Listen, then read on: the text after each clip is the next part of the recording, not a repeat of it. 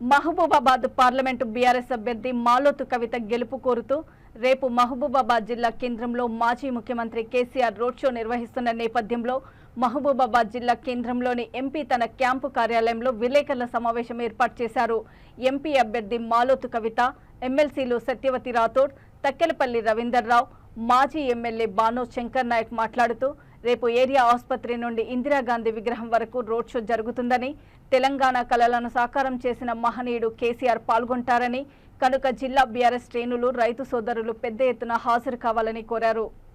వాస్తవంగా అభ్యర్థిగా ప్రతి మండలంలో ఎక్కడ వెళ్ళినా కూడా 57 మండలాలు మున్సిపాలిటీతో కలిపి ఉన్నాయి కాబట్టి మండల హెడ్ క్వార్టర్లో ఎక్కడ మాట్లాడినా ఎక్కడ ఏం చేస్తున్నా ప్రజల్లో చాలా బ్రహ్మాండమైన స్పందన వస్తుంది. నాకు ఆ స్పందన చూస్తే నాకు చాలా అంటే ఆశ్చర్యంగా మనోదయం కూడా చాలా అనిపిస్తా ఉంది. ఏదన్నా అందరూ ఎందుకంటే మన నామినేషన్ రోజు కూడా ఒకటి సోషల్ మీడియా చిన్న పిలిపిస్తేనే పెద్ద ఎత్తున 6 నుంచి 7 వరకు స్వచ్ఛందంగా 7 నియోజకవర్గాల నుంచి కూడా కార్యకర్తలు వచ్చి నన్ను ఆశీర్వదించడానికి అది ఎంత స్వచ్ఛంగా వచ్చిందో, రేపు ఏదైతే మానుకోట్లో జరగబోయే రోడ్ షోకి ఏదైతే చెప్పినట్టు ఆ రోడ్ షో బ్రహ్మాండంగా దిగ్విజయం మనకు చాలా బ్రహ్మాండంగా ప్రజలు చాలా స్పందన ఉంది.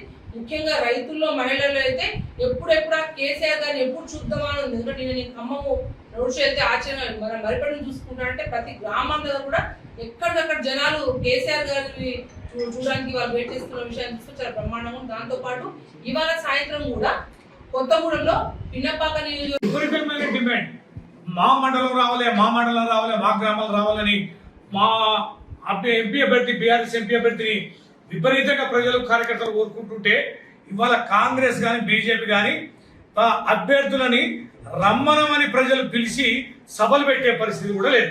మన ముఖ్యమంత్రి గారి సభ ఎలా విఫలమై బస్సులోనే గంట సేపు జనం కోసం వేచి ఉన్నారో, 5,000 కుర్చీలు నింపడానికి ఎంత కోసం పడ్డారో మనం చూసాం.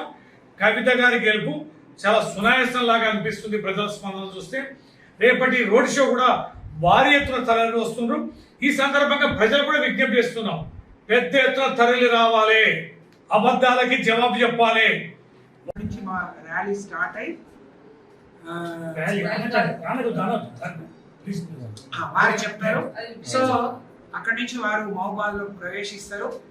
70,000 మందిని మేము కార్యకర్తలందరినీ ఆశిస్తున్నాం. అందరూ స్వచ్ఛందంగా పార్లమెంట్ ఎన్నికలు, మా అభ్యర్థి మరి పార్లమెంట్ సభ్యురాలుగా ఈ ప్రాంత సమస్యలు పార్లమెంట్లో గళమెత్తి తెలంగాణ పక్షం పోరాడిన ఆడబిడ్డ, జిల్లా ఆడబిడ్డ, ఇక్కడ పుట్టి పెరిగినామే, ఒకసారి ఎమ్మెల్యేగా ఒకసారి ఎంపీగా ఓడిపోయిన ప్రజలకు అందుబాటులో ఉండి సేవలు చేసిన అభ్యర్థి. మా ముగ్గురు ఇక్కడ పోటీ చేసిన